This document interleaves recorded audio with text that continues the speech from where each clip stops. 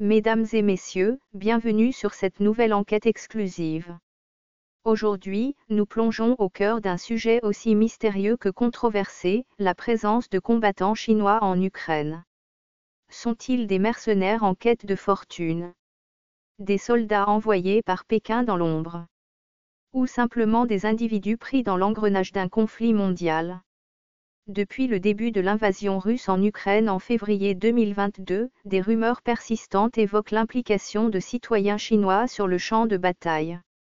En avril 2025, une annonce fracassante du président ukrainien Volodymyr Zelensky a jeté une lumière crue sur cette question. 2 ressortissants chinois auraient été capturés dans la région de Donetsk, combattant aux côtés des forces russes. Mais que savons-nous vraiment ? Accrochez-vous, car nous allons démêler les fils de cette intrigue géopolitique avec rigueur et précision. Contexte, la guerre en Ukraine, un aimant pour les combattants étrangers. Pour comprendre cette affaire, il faut d'abord replacer le conflit ukrainien dans son contexte global. Depuis 3 ans, l'Ukraine est devenue un théâtre d'opérations où convergent des combattants du monde entier. Des volontaires occidentaux, des légionnaires géorgiens, des mercenaires africains, et bien sûr, les tristement célèbres unités Wagner russes, tous ont foulé le sol ukrainien, chacun avec ses motivations, qu'elles soient idéologiques, financières ou personnelles. Mais la présence de citoyens chinois dans ce conflit marque une rupture. La Chine, puissance mondiale qui se targue de neutralité, n'a jamais été officiellement impliquée dans ce genre de guerre par procuration. Pourtant, des indices troublants s'accumulent. En mars 2025, des rapports ukrainiens ont commencé à évoquer des combattants asiatiques repérés dans les rangs russes.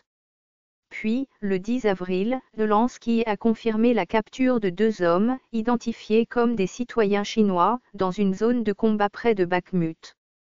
Selon Kiev, ces individus auraient signé des contrats avec l'armée russe, attirés par des promesses de salaires faramineux jusqu'à $10 000 par mois, une somme colossale pour beaucoup. Mais qui sont ces hommes? Et surtout, agissent-ils seuls, ou sont-ils les pions d'une stratégie plus vaste orchestrée par Pékin? Mercenaires ou soldats? Une distinction cruciale. Avant d'aller plus loin, clarifions une chose essentielle, un mercenaire n'est pas un soldat. Un soldat agit sous les ordres d'un État, avec une chaîne de commandement claire et une mission officielle. Un mercenaire, lui, vend ses services aux plus offrants, souvent sans allégeance autre que celle de l'argent. Dans le cas des Chinois capturés, tout semble indiquer qu'il s'agit de mercenaires.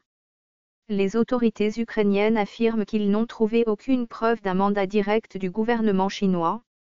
Ces hommes, âgés d'une trentaine d'années, auraient été recrutés via des canaux informels, notamment des plateformes comme Douyin, l'équivalent chinois de TikTok, où des vidéos de propagande russe vantent les mérites d'une vie d'aventure et de richesse au front.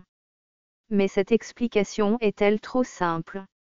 La Chine, avec son contrôle strict sur l'information et les déplacements de ses citoyens, laisserait-elle vraiment des individus s'engager dans un conflit aussi sensible sans réagir? Certains analystes géopolitiques émettent des doutes. Pour eux, Pékin pourrait fermer les yeux sur ces départs, voire les encourager discrètement, afin de tester ses capacités dans un conflit moderne sans s'exposer officiellement. Après tout, la Russie est un partenaire stratégique clé pour la Chine, et les 2 pays partagent des intérêts communs face à l'Occident. Cependant, aucune preuve tangible ne corrobore cette hypothèse pour l'instant. Ce qui est certain, c'est que ces mercenaires chinois ne sont pas des cas isolés. Un phénomène marginal, mais en croissance. Selon des estimations ukrainiennes, environ 150 à 200 citoyens chinois pourraient être impliqués dans le conflit, principalement aux côtés des Russes. Ce chiffre, bien que modeste comparé aux milliers de combattants étrangers recensés, est significatif. Il reflète une tendance émergente, l'internationalisation croissante des mercenaires dans les conflits modernes. Ces Chinois ne viennent pas des grandes métropoles comme Shanghai ou Pékin, mais plutôt de régions rurales ou de villes secondaires, où les opportunités économiques sont limitées. Beaucoup sont d'anciens militaires ou des agents de sécurité privés, séduits par des contrats promettant non seulement de l'argent, mais aussi une forme de prestige. Les réseaux de recrutement sont particulièrement fascinants. Sur Douyin, des comptes anonymes publient des vidéos montrant des combattants en tenue militaire, posant avec des armes modernes dans des décors de guerre. Les messages sont clairs: rejoignez l'aventure, gagnez votre avenir. Ces vidéos, souvent supprimées rapidement par les censeurs chinois, réapparaissent sous d'autres formes, échappant à la vigilance des autorités. Une fois recrutés, les candidats sont acheminés vers la Russie via des routes complexes, parfois par des pays tiers comme la Biélorussie ou le Kazakhstan, pour brouiller les pistes. La position officielle de la Chine: neutralité affichée, ambiguïté réelle. Face à ces révélations, Pékin a adopté une posture de déni prudent. Le ministère des Affaires étrangères chinois a déclaré à plusieurs reprises que la Chine respecte la souveraineté de l'Ukraine et exhorte ses citoyens à ne pas s'impliquer dans des conflits étrangers. Pourtant, aucune sanction publique n'a été prise contre les individus identifiés comme mercenaires et les autorités chinoises n'ont pas commenté les captures annoncées par Kiev. Cet silence est révélateur. La Chine marche sur une corde raide, elle ne peut se permettre d'être vue comme un acteur direct dans le conflit, au risque de s'aliéner l'Occident, mais elle ne veut pas non plus rompre ses liens avec la Russie, un allié crucial dans son bras de fer géopolitique avec les États-Unis. En coulisses, Pékin pourrait avoir un intérêt à observer ce conflit de près. La guerre en Ukraine est un laboratoire pour les technologies militaires modernes: drones, cyberattaques, guerre hybride. En laissant quelques citoyens s'y engager, la Chine pourrait glaner des informations précieuses sans risquer une implication officielle. Mais cette hypothèse reste spéculative, et pour l'heure, les mercenaires chinois semblent agir de leur propre chef, motivés par des raisons personnelles. Les implications géopolitiques: un signal d'alarme. La présence de combattants chinois, même en petit nombre, soulève des questions brûlantes. D'abord, elle met en lumière la porosité des frontières dans le recrutement de mercenaires à l'ère numérique. Si des citoyens chinois peuvent être recrutés via des réseaux sociaux pour combattre à des milliers de kilomètres de chez eux, qu'est-ce qui empêche d'autres puissances de faire de même? Ensuite, elle complique encore davantage les relations entre la Chine et l'Occident. Les États-Unis et l'Union européenne, déjà méfiants envers Pékin, pourraient voir dans ces mercenaires une preuve d'un soutien chinois implicite à la Russie. Pour l'Ukraine, cette situation est une arme à double tranchant. D'un côté, la capture de mercenaires chinois permet à Kiev de pointer du doigt les alliés de Moscou et de renforcer son appel à l'aide internationale. De l'autre, elle risque d'envenimer les relations avec la Chine, un acteur économique incontournable dont l'Ukraine dépend encore pour certaines importations. Zelensky, conscient de ces enjeux, a choisi ses mots avec soin, évitant d'accuser directement Pékin tout en mettant la pression sur la communauté internationale. Témoignages et réalités du terrain. Pour mieux comprendre, penchons-nous sur les rares témoignages disponibles.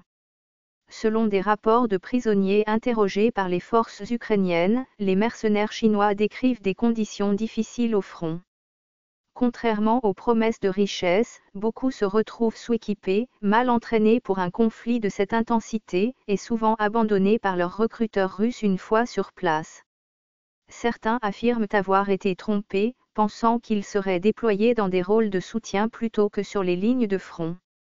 Ces récits, bien que fragmentaires, dressent le portrait d'hommes ordinaires, poussés par la nécessité économique plus que par une ferveur idéologique. Un autre aspect troublant est l'utilisation de ces mercenaires comme chair à canon. Les forces russes, confrontées à des pertes massives, semblent de plus en plus s'appuyer sur des combattants étrangers pour combler les vides. Les Chinois, comme d'autres groupes de mercenaires, sont souvent envoyés dans des missions à haut risque, où les chances de survie sont minces. Cette réalité jette une lumière crue sur la brutalité du conflit et sur l'exploitation des vulnérabilités économiques dans les pays en développement. Et après? Les scénarios possibles. Alors, que nous réserve l'avenir? 3 scénarios se dessinent. Dans le premier, la présence de mercenaires chinois reste marginale, un épiphénomène qui s'éteindra de lui-même à mesure que les opportunités de recrutement se tarissent.